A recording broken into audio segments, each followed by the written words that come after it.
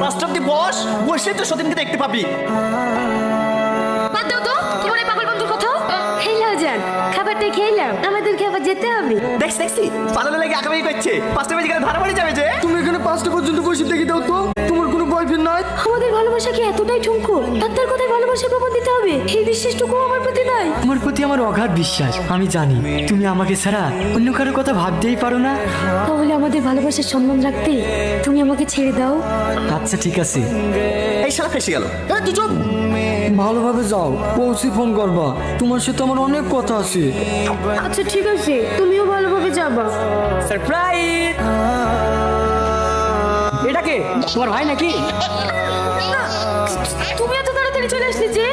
তোমার তো 5টার সময় আসার কথা ছিল। অফিসটা আজকে একটু আগে ছুটি হয়ে গেছে, তার জন্য তো সারপ্রাইজ দিলাম। তোমাকে সারপ্রাইজ ভাই, ওইটা আমার ভাই না, ওইটা তোমার সতীন। সতীন মানে?